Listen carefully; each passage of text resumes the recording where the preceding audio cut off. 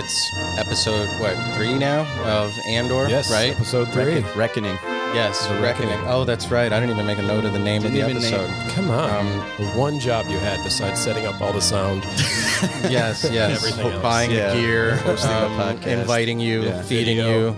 Yeah, adding the video element. Yes, which we're going to try for the first time. If you ever wanted to see 4 fat Midwestern 4 people, or 3. We count as 4. You and I count we as might as well be 4 3 people at this point, because if you combine all of our weights together and all of our waistlines together, Well, this was why am I getting lumped in this category? No, you look great, I'm the buddy. most in shape in this one. I know. Anyway, Reckoning is the episode of Andor that we're on right now.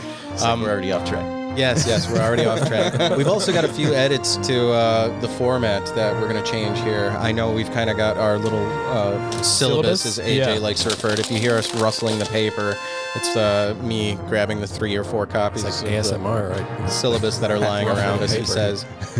It's just the agenda, something that we use to kind of keep the flow of the Except we conversation don't. going. We haven't used this since like the first I've episode been using it every episode. Oh my God. He does bring it up, and ask questions from it.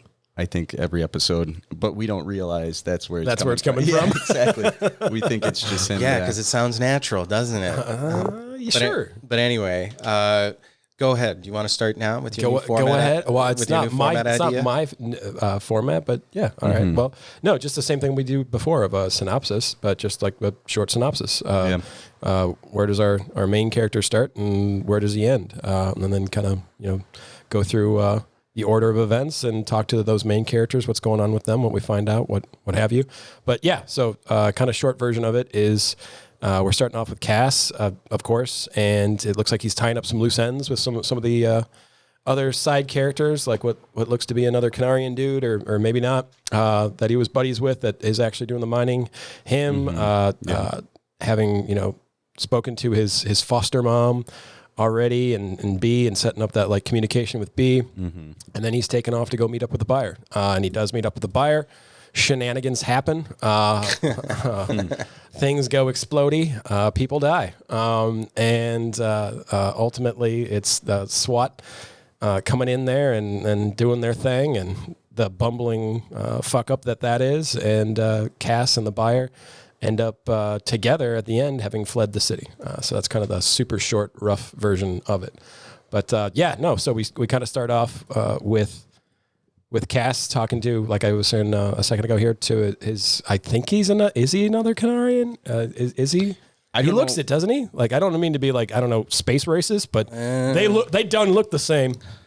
I don't know about that. No? Yeah, I don't know if he is. It's just one of his buddies. Is it?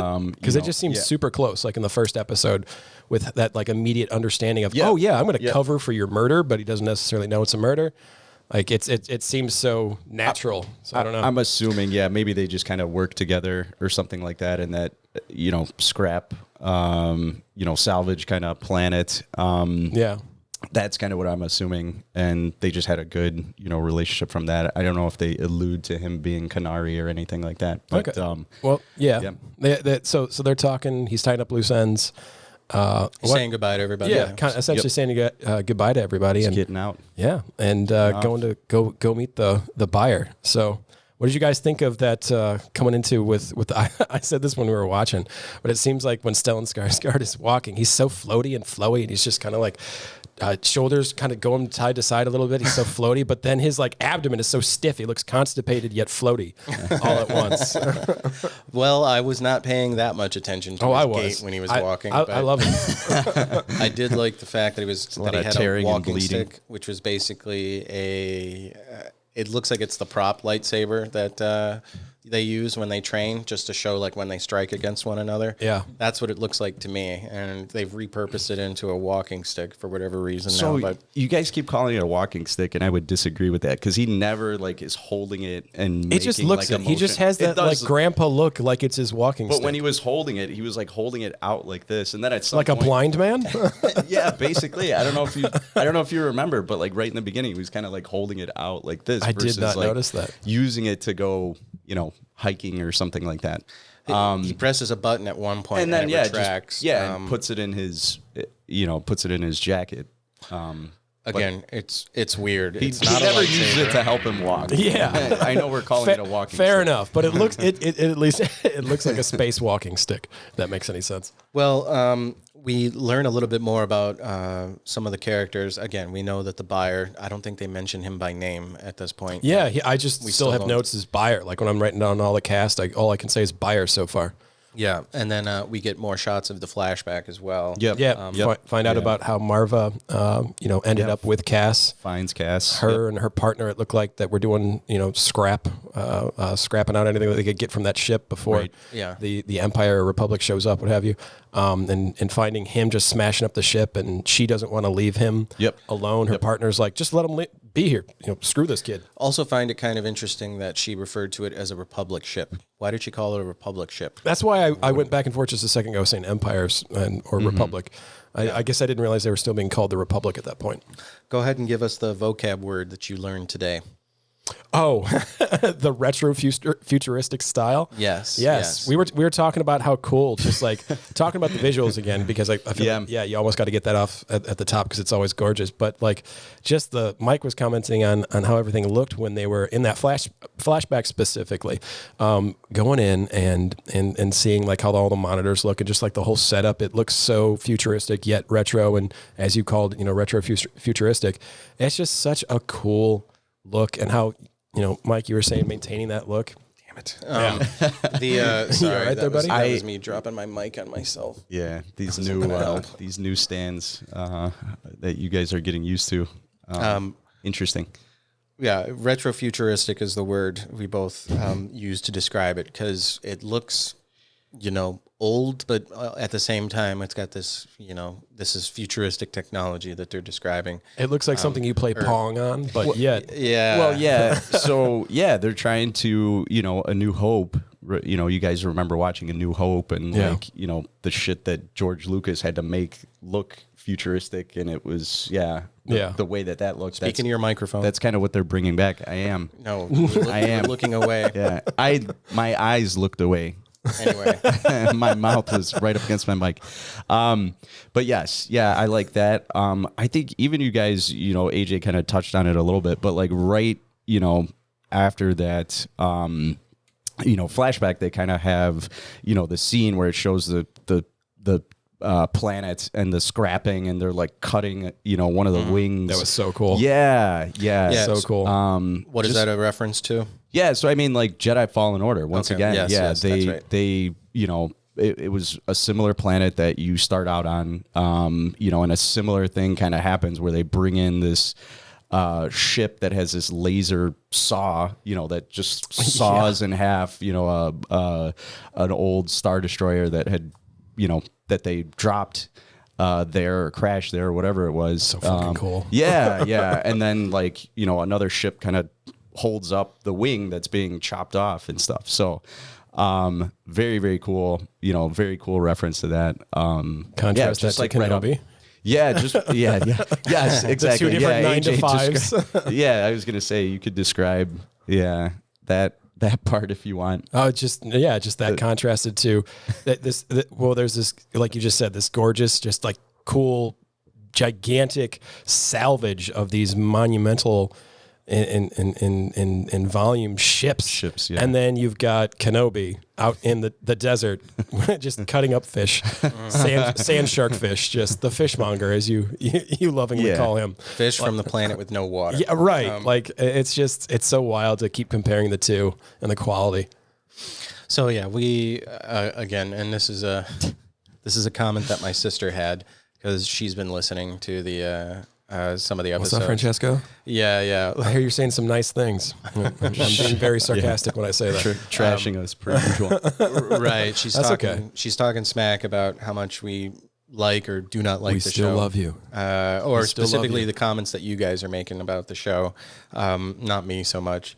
But what we saw this time around, the scrapyard, reminiscent of the opening level of Jedi Fallen Order. Yeah, right? Yep. Because that's where job. you're. Just run around. Yep, you're in hiding, and this is what you do now. somebody mentioned the stair droid, like when the buyer shows up. I love the space bus. Just looks like a Greyhound, just different colors. It's literally just their bus. And then there was a droid, a sentient robot, whose job is just to be the stairs to the bus. Kind of reminds me of what do you think a conversation with him would be like? Would it be like a conversation with that droid from that Rick makes in Rick and Morty? Oh, the one that passes cut butter. The butter. Yeah. What is my purpose? To pass butter. Pass the butter. Oh, God. Welcome to life. Yeah, welcome to the club, pal. So, yeah, we had the stair droid. That was an interesting little piece of technology in there that was like, okay, they don't just have a guy that could wheel that up there. Yeah. No, we need to automate the process. Characters and visuals are always fun. And it's cool seeing in the flashback, because obviously with Marva, you got to see B, the robot, too. Yep. Seeing him, like you were saying when we were watching, all like cleaned up and all spick and span, looking all fancy, instead of, you know, broken down hood looking version of him. Nice fire engine red. Yeah. Well, following up on... Speaking about like the tech that we see again, they finally, for a while there, I thought this thing was going to be kind of a MacGuffin, the thing that he's trying to sell. Yeah. But I think they finally named it, or at least I heard them name it. It's called an untraceable star path unit. So for tracking Imperial craft, that's why it's fetching such a high price on the black market. Well, I love that it's got that catch-22 of the seal. If the seal's broken, then it's compromised. But if you don't do that to test it, then you don't know what you're getting. Something, yeah. He's like, if I plug it in, it's ruined. He's like, that's jumping into where Cass and the buyer finally do meet, and it's in broke-ass, like, ghetto-looking industrial area. Yeah, they're in. I mean, I feel like the whole planet is like that, but like fair enough. It's like some sort of engine. Room or something, and all where these you store engine blocks on chains, apparently on the ceiling above you. Yeah, it's a space-saving feature. A couple metric ton, just hanging from the roof. Yeah, that's what blew my mind. Well, that was cool. So I think that's what comes up next is what we're jumping into. I've cut Mike off twice. Sorry about that. So I'm gonna let you talk about this next. No, because you really like the gun. We get now into where Stellan Skarsgård, the buyer, he's walking up. He's talks to Bix briefly.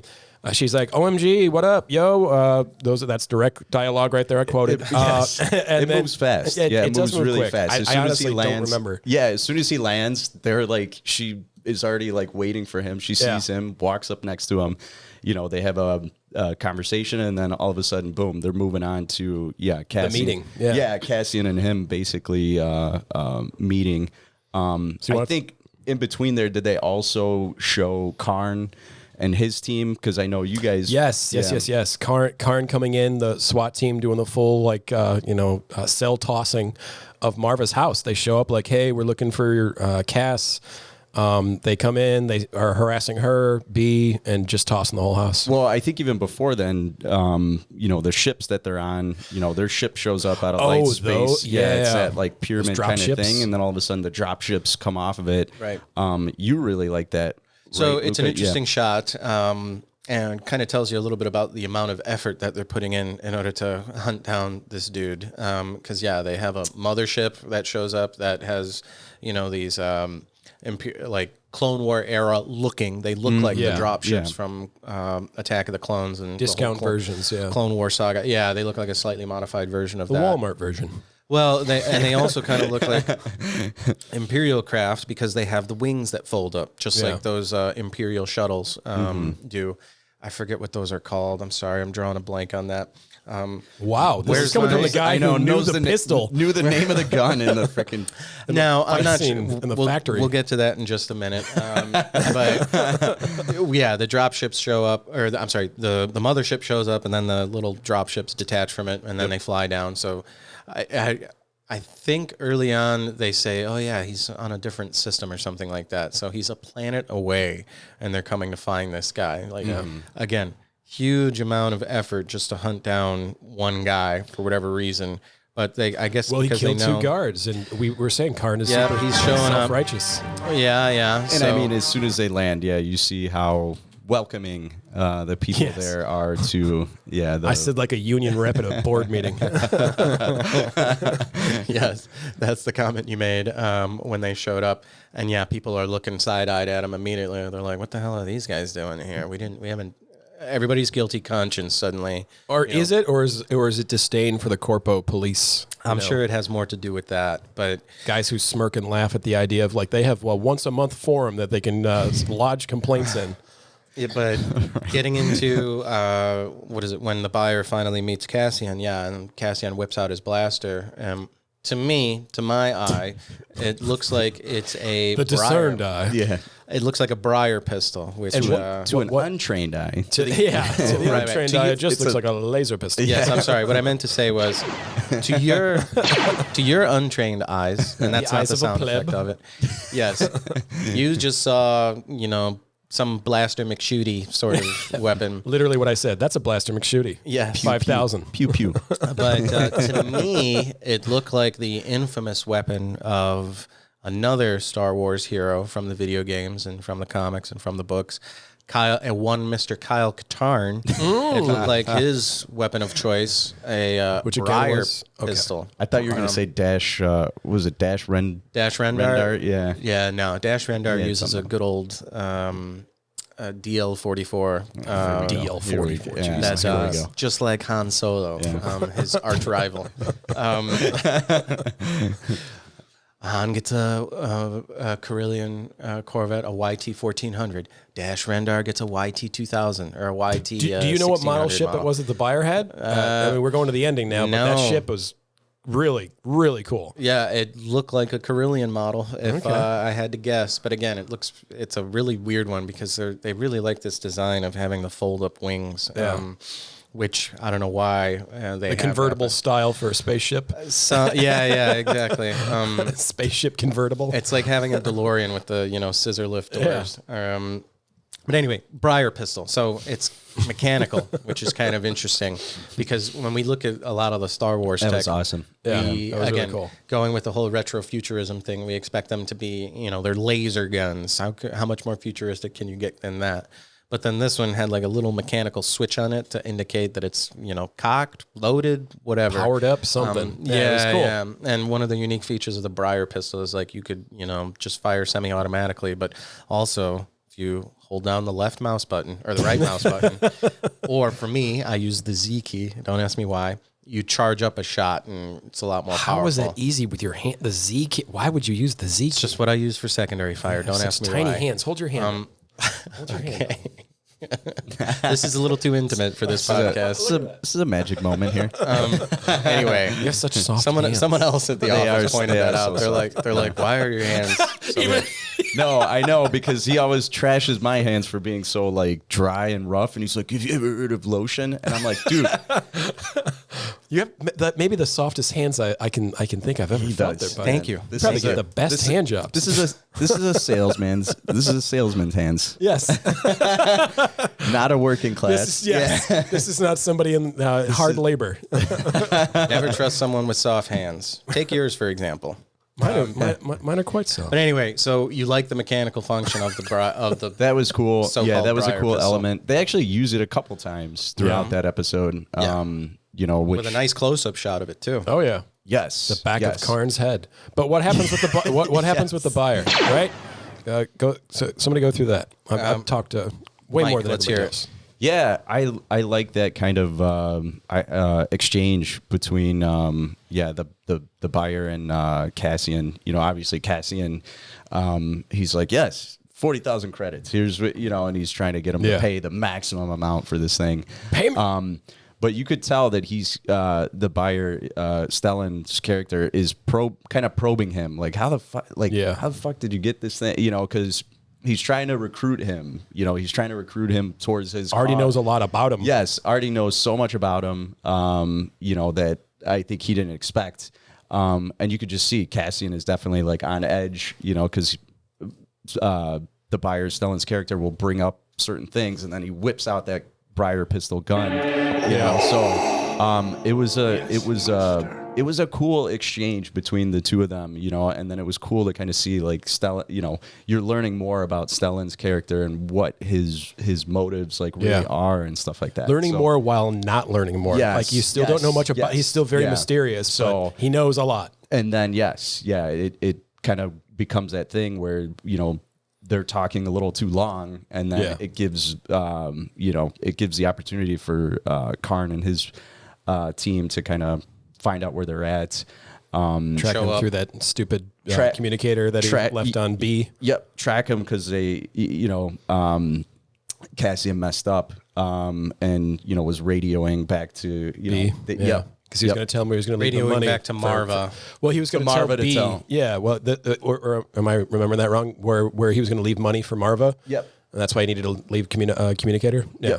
Yep. Yeah. So, you know, they're able to track him, and then, eventually the building becomes surrounded. But I thought it was a great exchange between the two. And, you know, it just was like, you could tell the buyer, he's very well seasoned. Yeah. And, you know, he's like, I plan to charge it at the door, you know, before we even, you know, and like stuff like that. He got there early. Yeah, exactly. Scoped out the he was already ready. He was even. And then he's like, rule number 2, you know your exits, because like Cassian was like, well, I don't know what to do. Like I planned on this going well. I planned on this going well and walking out of here like nothing was going to happen. So this, where are my Joseph Campbell fans in the house right now? Anyone? He's the guy that wrote The Hero with 1,000 Faces. Again, blank stares. He Collective Unconscious. Anyone? He's the one that broke down the whole hero myth, like just how he's like Jesus, Luke Skywalker, Muhammad, Hercules, Oedipus. He's like, they're all the same. They're all part of this monomyth. He's like, and in each part of the hero's story or the hero's journey, you have all these different beats. So this exchange that you're referring to with the buyer, which I don't know why we don't know his name. Like this is the 3rd episode and we barely know anybody's name with the exception of Cassian, Bix. Yeah, Karn. I was going to say, did Bix like say it at one point? Yeah. That was such a brief exchange and I didn't hear it. Yeah, they kind of just walk up. But I mean, I think it's okay. It's one of those things like you're going to figure out his name. You know what I mean? We're on episode 3. I'm okay with not knowing it too because he's just a very mysterious character, and it's fun. It's adding to it. Yeah, for sure. It's adding to the mystique, and he does a phenomenal job. And this is also his voice is like perfect for like this role. Yes. Yeah. Because he's kind of gruff, but kind of collected, and sounds very just intelligent. Yes. He sounds very confident and intelligent in what he's doing.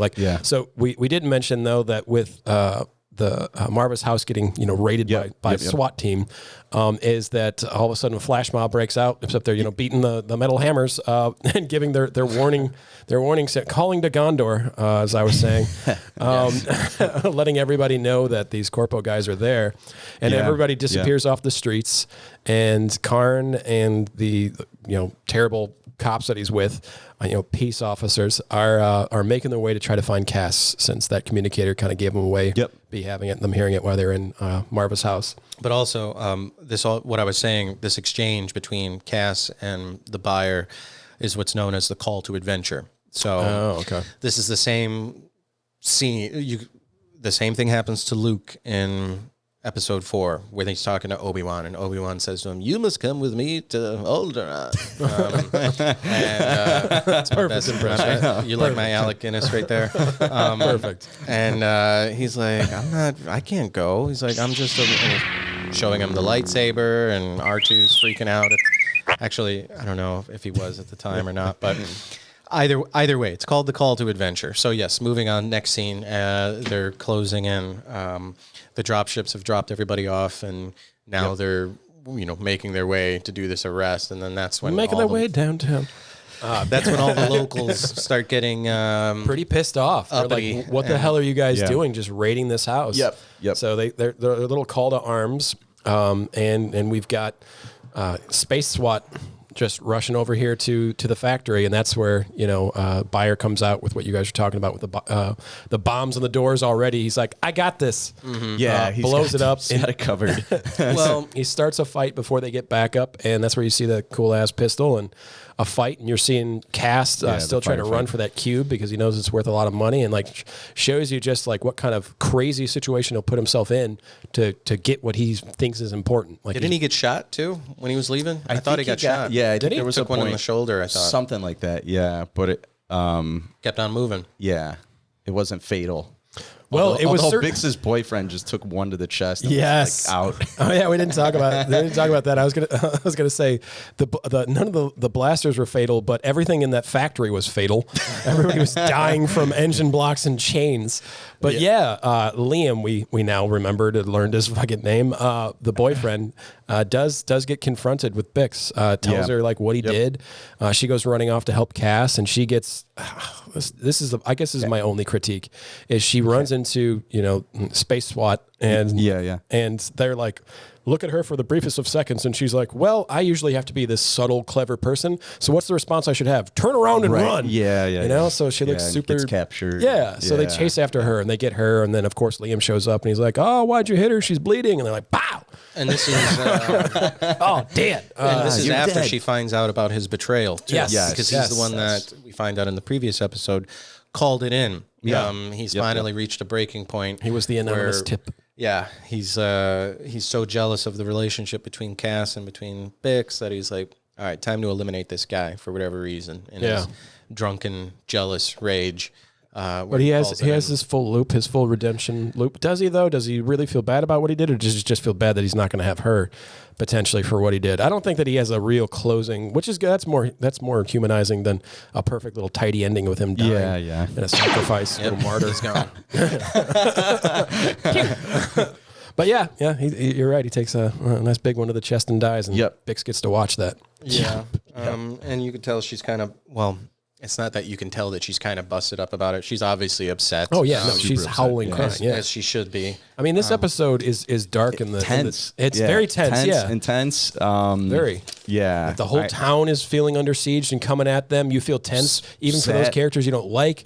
Sad. Yeah, it's meant hitting all the emotions. So we say that the town is under siege and everybody's rattling their little wind chime out in front of their wind chime in front of their building. Their wind chime. But like nobody else does anything. The only other party that acts upon these security forces is his mechanic buddy that's tearing apart the ship, and the dropship lands right next to him. And then we see at the end where they're like, get up in the air and circle around until you can see us. Say your Scottish accent. You sound like the Scottish guy from Samurai Jack.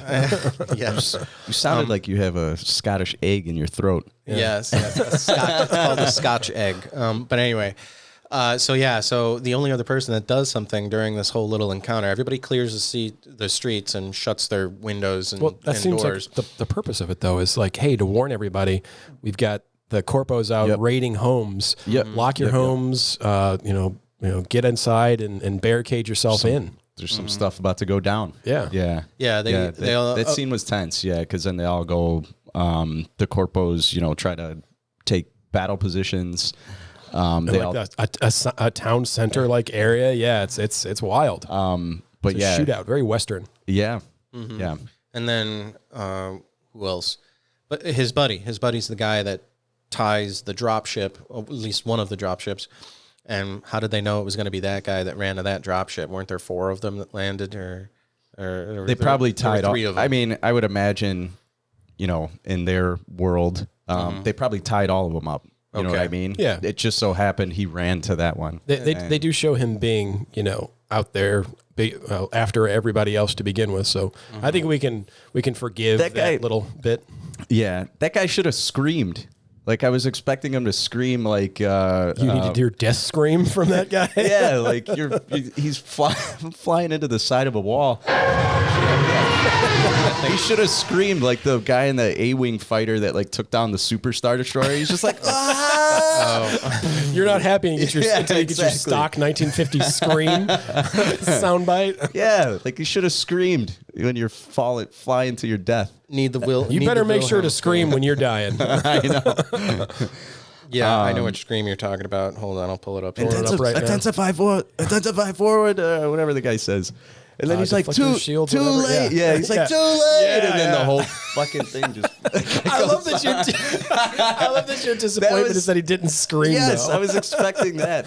Because he just I can't enjoy a death unless they're screaming. I need to see and hear the torture and terror. Only slightly sadistic. I know. Oh, yeah, right there. That's what I meant, the 1950s soundbite scream. Yeah, it was like... Go to the part where it's like intensify. I'm trying to find like a cut of it on YouTube. Intensify forward deflector shields or whatever. Yeah, you can use that in the blaster every time we talk about somebody dying at this point. Now add that to the soundbite. Yes, you're going to do some homework this time instead of just giving us homework. All right, I will. Luca gave us homework. I just want to point that out. He sent us a document to fill out, gave us homework, and then he did nothing himself. Nothing himself. This is it. This is from Return of the Jedi, as you all know. Sir, we've lost our bridge deflector shield. Intensify the forward batteries. I don't want anything to get through. Here he is. Intensify forward power! The guy is just spinning, like spiraling, like towards the fucking the bridge of the Super Star Destroyer. To be fair, I'm pretty sure I'd be screaming and shitting my pants. So Right. I mean, yes. That guy was just. Maybe he was frozen with fear, Mike. He took it like a champ. He took it like a champ. He took it like a champ. I admire him. He's If I ever die in a spaceship that's being smashed into something, I want to go out like him. Yes. Like a badass. Yes. So they're out in the middle of this town square, the Space SWAT, as I'm going to keep calling them. That's their name for me now. They're out there. Now you want me to put like Bad Boys? Yes. Bad Boys, What you want? What you want? What you gonna do? There you go.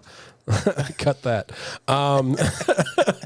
They're out there trying to set up, and that's where the buyer and Cassian escaped with their explosions in the factory, and they catch up and sneak up on Karn. And Karn, I mean, they don't show it, but you're sure that he was pissing his pants quite literally as he's sitting there and he's got a gun to his back of his head, while Cass is telling him he wants them, trying to get information out of him. How many of you are there? Dude, that exchange was so cool. Like that little part just between them, you know, finally like meeting each other and stuff like that was so cool. It was so satisfying too. And it was so just as soon as he says, he's like, how many people are there? And he's like, and then he's like, kill. Oh, you kill him. Yeah, Stellan's like, kill him. Yeah, you just hear him say, kill him.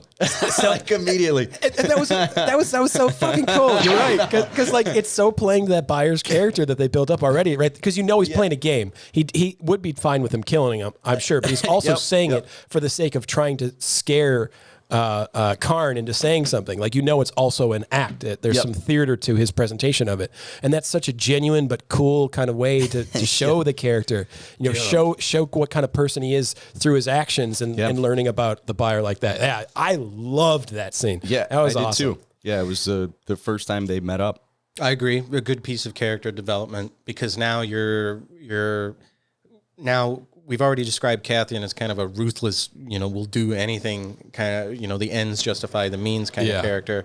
And now you're seeing someone in the background, nudging him, pushing them in that direction. Just go, kill him. And, hearing it again, he's being told twice and he doesn't do it. I'll kill him. So I don't know. This is going to be an interesting relationship between. Yeah, he's clearly like the mastermind type of character, and that's so cool to see. Yeah, very, very. I don't know. What would you? The forethought it took to plant bombs at the meeting. The mastermind. Site. That's the type of like archetype I see him as. He's the mastermind. Like, he's got all these different, things that he's prepared for. I'm sure characters that he plays. Like in the moment he was playing, it was good cop, bad cop with Cass and him with Karn. That's all it was. Good cop, bad cop, but for life and death. Mm-hmm. So I'm sure there's lots of characters that he plays, and that's the mastermind type of personalities. He's without a doubt so far for me the best part of the show. But the rest of the show is still also phenomenal. Mm-hmm. Well, Do we want to jump to, let's see, how far are we? We're at 37 minutes right now. Do we want to jump into ratings of the episode, or do you want to say anything else? We haven't finished out. They have the big fight in the town square, but it's more of just another clever idea of setting off an explosion, and then Cass and the buyer flee out. They escape, and you get to watch, which was also one of my second favorite part, maybe, or third favorite, is watching Karn just mentally break down and just freeze and lose his shit quietly in the middle of the town as like there's other space SWAT dead. And the bulldog cop is just coming at him like, you gotta do something. He's just all upset. And just watching all that fall apart so perfectly was so much fun. No, it was great. That's what I was saying. This whole episode just had like this tension, leading up to this point. And then, now he, gets his first dose of like, oh, fuck, like this is real. Yeah. This is my team members getting blown up. Yeah. And people dying, and this is serious. His naivete, that's not as easy. Yeah. That self-righteous part of him that made him go and do all this bullshit, right? And go to these ends is now blown up in his face. Yep. And you're also finding out that he doesn't have the stones for this and that. At all. He's clearly shell-shocked or going to have it's all PTSD bravado and from self-righteousness. And he could shuffle the papers around properly. But when it comes to actually being out in the field, he's just not cut out for it. And they certainly weren't expecting this amount of resistance. They're coming for one guy, suddenly they find two, and now they get to this scrapyard, and suddenly nobody in the town is friendly to them. They find multiple people that are, actively hindering them. They find Marva that's not helping find Cass whatsoever. And then, of course, Bix is going to try to help Cass, and then they arrest her immediately, and they're like, this is odd. We weren't expecting to find her here, but okay, arrest her. Or I guess they handcuff her, but then they eventually abandon her. Just to the wall, and then they leave her. Because they're like, let's get out of here. Yep. Because she happened to be, I think that was just a case of wrong place, wrong time. And then now, now that him and the buyer's finding out, I really don't care about this. What ultimately ended up being the MacGuffin. The big reveal that we didn't talk as much about is really that the buyer wants Cass. That's why he's there. Yes. It's not to buy said data cube or whatever it was. It's to meet, because he already knows so much about him, like we said before, and wants Cass. But what for is what we don't know yet, right? Yeah. And that's the really fun part, is they keep setting you up for wanting more at the end of everything. It was a fun and satisfying episode because you got to see the whole fight and the shootout, the Western style thing. You got to see stuff happen with Karn and everything, and you still want more, but you still enjoy it. You weren't like, oh God, come on, let's go, do something. Like, it was fun. There's the great pacing, and you're ready for more. I definitely agree. This is like coming you might off actually as like get a 4, a Western. It definitely looks more like a Western than anything because with the people kind of hiding from these thugs that they know are showing up. Which I'm sure you could pull up any Western movie and you find something similar when they're a bunch just of the gang showing up in town. It could be the gang, could be the corrupt sheriff and his men, whatever they are, showing up to the town and then just rustling some people. That's what a lot of people. That's what I love about Mandalorian. That kind of like Western feel to it. That's what I love. And they're putting in this. Good job. Good. You know it works. Do it. Right. And what is it? Even episode 4, you could say is a space Western. So again, they're taking that template and moving it forward. Okay. Any other things that you want to mention that you liked about the episode? Just characters, special effects, music. We'll kick it over to Mike. Sorry. Let me ask you. I was just going to say that they left it off with them on the ship, and you don't know what's going to happen. Right. Yeah. So and that's the point that I was exactly going to make. It's kind of like he's ending this one journey that he was on this planet. That's why everybody was sad at his departure. adopted mom Marva was crying and they're just, even his buddy, they even cut to a scene where it shows his buddy too. It's like they know one of his journeys is ending, but a new one is beginning, and they kind of showed parallels between when he was getting picked up by Marva back on his home planet and stuff like that. He went with her on this crazy journey. And then now he's going on it with the buyer, Stellan's character. Right. He's just getting on a random ship with a random man. It's not random. It's clearly Carillion. Just look at the cockpit. Wasn't what he meant. Carillion. We don't know what model yet, but I'm sure you weren't talking about the model. You still are fighting over that in your head. But I mean, but he doesn't have much choice, right? Like he's going with him, but he also doesn't have much choice. Yep. Yeah, it's like it's either this or you're captured and killed or whatever. Yeah, possibly death. Yeah. The other cool thing, the sound effects for the speeders. That was also pretty cool. I was going to say straight out of Return of the Jedi. Sound effects for the blasters as well, because they're slightly different than the pew pew you have on here. Yeah, they're slightly different. They're a little heavier in tone, aren't they? There's a little more bass to them. Or is it just my deafness hearing only bass? I mean, fire any blaster in a Star Wars movie, and yeah, they sound slightly different, but it's a blaster. I just feel like they're getting away from the higher pitch pew pew to a little bit more of like a boom boom, but still like the laser sound. And that's what they did in what is it, Rogue One? They had those like those Death Troopers had those you could tell they were powerful just because of how low they sounded, and when you get hit by them, you were definitely knocked off your ass. Okay, so that's what you liked about it. Anybody have anything that they disliked about the episode?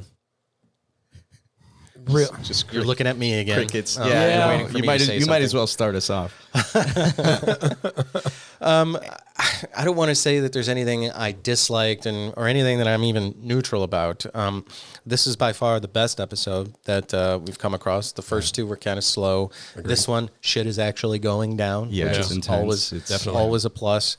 Because stuff is happening. So again, it's a TV show, so I get that they have to slowly build to this stuff, and you just can't have this bombastic intro where people are flying around killing stuff left and right. Yeah. But it's the best episode by far. So this is going to be interesting where they take the rest of the series now. Now that they've paired up Stellan Skarsgård's character and Cassian Andor together. Yep. I knew that stupid little. Okay, here's a complaint I have. I knew that little Darth Vader looking cube that they had, the holocron looking thing, which we find out is a nav unit or a navigation decryption unit, whatever it may be. I knew that was going to be a MacGuffin. I knew it was going to be useless eventually. And why he would let that thing slide, I don't know. But I guess they figured they valued their lives more than they value Cass that piece of didn't junk. Value his life more than it. He was racing after it while things are falling from the ceiling. It took the buyer screaming at him repeatedly, "Get your ass over here," more or less. Well, until finally he does. And somebody shooting at them again. Yeah, coming out of there. That's the only time he clearly thinks it's important. And it was just a mechanism to keep the plot, to make sure that these two had their little meet cute. It was his MacGuffin. It was a MacGuffin, something that just, moves the plot forward. Yeah. But at the end, he's throwing away his life to get this thing because he still sees the dollar or the credit amount behind it. And Stellan Skarsgård's like, no, you. How much are you worth? I want you. Yeah, you get a contrast to what they think is important. Obviously, Cass is like money. This is what I need. This is what's because important. He wants to get off planet. That's his whole end goal at that point. It seems like he's the typical Han Solo type character of like money's what's important, and that's what he finds important. Whereas the buyer clearly has much more deeper concerns, he's smarter. And interests. He's smarter. He's like, I think he even says that to Andor. He's like, I thought you were smart. Then, I didn't know you were that stupid or something like that. He recognizes the value in Cassian because he's like, no, that thing is worthless compared to the skills it took to get it in the first place. The fact that you got it. Mm-hmm. So what is he going to use him for? Clearly he has something in mind that he wants to use Cass for. You don't know exactly what's going to come next, but partially his reasoning is that. And I wanted to ask, because I wasn't sure, when the buyer makes the comment about Cass's dad saying like, oh, your father died. Oh, yeah, is that the one dude that was with Marva when they picked him up? And that's why you don't see him, is because he died? Is that saying like how he died? Is that? I thought we did see him. Like he was one of the dudes when they show up to arrest Marva, when they, like in the crowd forms, they're like, why are you picking on this old lady? There's a dude, he's kind of got long hair. He walks by and he's kind of looking at them side-eyed like, that's not that character. Okay, so it's not him. That's not that character. I don't remember. You look out, you're inside, the camera's pointing out the window to see him walk past, so it's not a clear shot of him. But that's definitely. He's just got long hair this time around. I thought it was the dude that They would have put the camera on him if it was the same character. They do, because I guess the camera eventually, like when it shows the guards outside her house, they show this guy again, and he's walking away from or passing by the crowd and getting, around them, going like, I wonder what's going on over there. And I think he talks to somebody. I don't know. Again, it was relatively brief. Okay. Anything, I think I asked you the dislikes, what you didn't like. Anything you would have done differently to make the episode better? Any other directions the story could have gone? Decisions the characters could have made? I wish they would have killed more of the space SWAT. Okay. I fucking hated those guys, but it was still thoroughly satisfactory to watch what did happen and how it went down. There's really, yet again, nothing really had changed because it took 2 episodes to get to it, but they were interesting and fun episodes. And it only, in my opinion, only took 3 episodes to have an entire action episode. Mm-hmm. It's shorter. It's like 30 something odd minutes. What was it? If anybody remembers, but it's go ahead. Yeah, no. I thought it was like 36 minutes or something like that. I think when we restarted it, I saw like 42 minutes on the thing, but for some reason there's like 15 minutes of credits for all these Star Wars shows. Like I know Mandalorian will always say like 45 minutes, but then it's like a 30-minute episode, and there's like, I'm like, what do you need 15 minutes of credits? It annoys the hell out of me. Yeah. How many people fucking worked on this? Exactly. Shorter credits for the new Game of Thrones show. That was the most expensive show ever made. They have shorter credits. Yeah. So, but the thing that I wanted them to do was expand on the discount Jawas that Karn shot at. I know as soon as he walked in that room, he just goes, hello, and then somebody runs by and he just shoots at these like discount Jawas that we saw. Luca knows exactly what they're called. Of course, he knows every pistol, every ship, every jockstrap model. So, okay, so you mentioned something else. They show how Marva and Cassian link up. Yeah. Is that really all the flashbacks were for when he's a little boy? Why else did they show that? Other than to say like, oh, this is how Marva and him, he becomes his pseudo mother. I was going to say also maybe his hatred for the Imperial, like you get to see. Ship. Yeah, so he's destroying the ship. They find him destroying an Imperial ship because somebody from that ship killed his right. But then they also say it's a Republic cruiser's coming, or B2. B2 says it's a Republic ship that's showing up. Did we mention this earlier already? We did, yeah. They mentioned Republic ship. Why? Wouldn't it be an Empire ship, a galactic Empire ship? Either way, wasn't it the Republic? I mean, it was the Galactic Republic, but then, in Episode 3 is when Palpatine declares that the first Galactic Empire.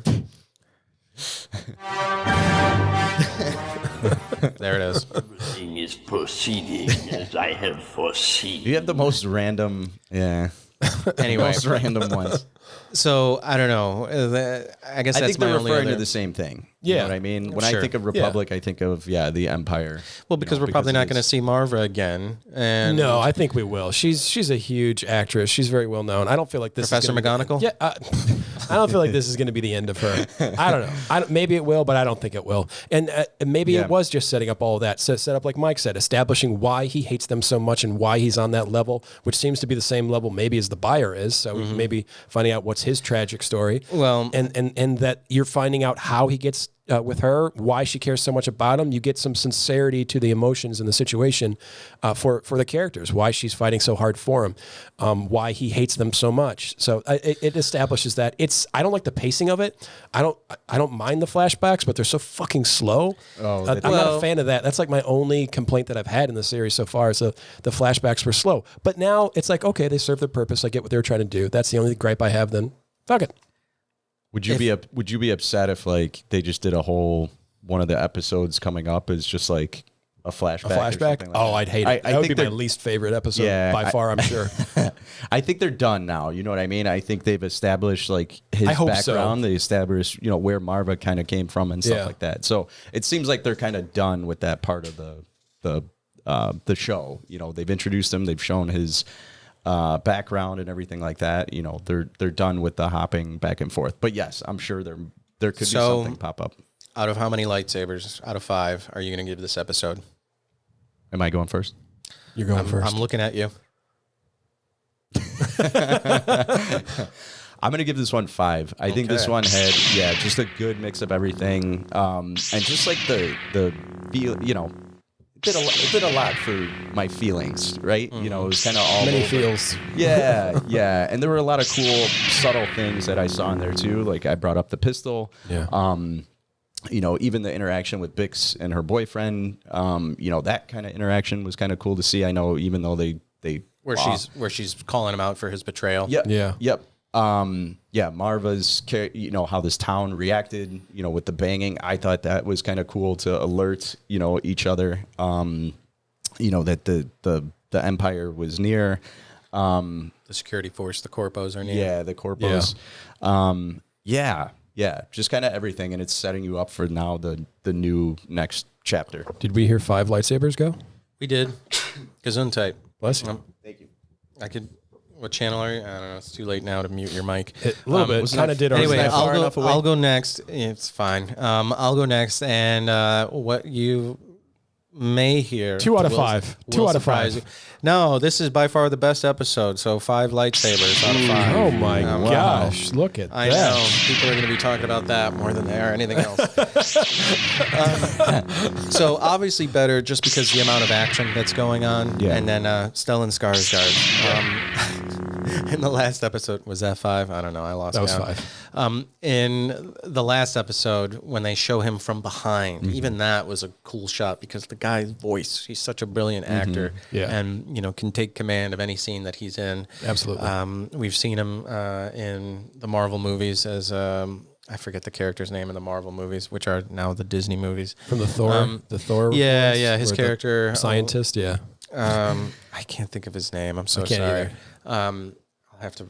That's fine. Make a note to write this down in the show notes. You got to know every character's name he's ever played. Well, I know, going back to his go to Goodwill Hunting. Yes.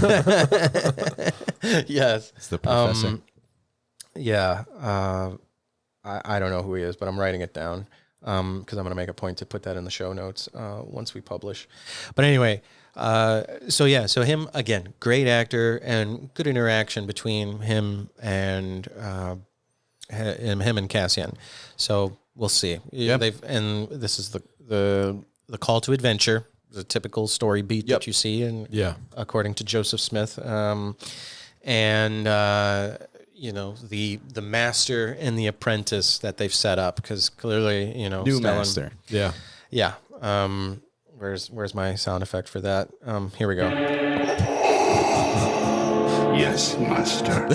Of course. All right. So AJ, that was the one that I told him to put in there. Yeah. Of all the things that he's got on. I'm glad he did it. Go ahead. What do you got? I mean, for me, it's an easy 5 out of 5. Surprise, surprise. You saw this is. I mean, is this the end of Act 1? Like, if you're cutting this up, we had the culmination of storylines and storytelling devices. If this is the end of the flashbacks, then that was that story device being used, and we're done with it. Hopefully, and we understood the purpose of that. We had the whole story and arc of jealous boyfriend Liam. He dies. Good, love it. We had the whole story arc of the SWAT police coming, or space SWAT coming and trying to track Cass down, and they epically fail. We had a whole lot of action. This was, felt like, the third act of a movie, and it's just the end of Act 1, right? Like, we're all set up for what's the next thing. We don't know what's going to happen. The buyer wants them for something, but they're free. So I'm super excited about what's coming up. It was a lot of fun watching this. If every episode was this, the show would be perfect. There was plenty of action, fun. There was conclusions of stories that they'd built up that I liked. It was just, again, I keep saying the same word, but phenomenal. I thought it was great. I can't wait for the next. Okay. Yeah. Well, if anybody doesn't have any other thoughts, we'll go ahead and wrap right here. Thanks again for listening. This was episode 3. What was the title of this episode? Reckoning. Okay. Yeah, Reckoning. Yeah, so much sense. fun. Reckoning for Well, she even Andor. says it. Marva even says it in at one point. Oh yeah. Yeah, She's when freaking they out stop. the Yeah, cops. when they stop banging. She's We like, still don't have a 4-minute cut of this, by the way. Want to mention? I'm trying to dodge copyright laws, okay? Okay. We're not making money off this. Who cares? Yeah, that's true. That's why we're in the clear. But anyway, Until next time. until next time. Thanks for listening. Always fun. Thank you. Thank you. Chewy, get us out of here. Thank you, AJ. Thank you, Mike. Thank you, Luca.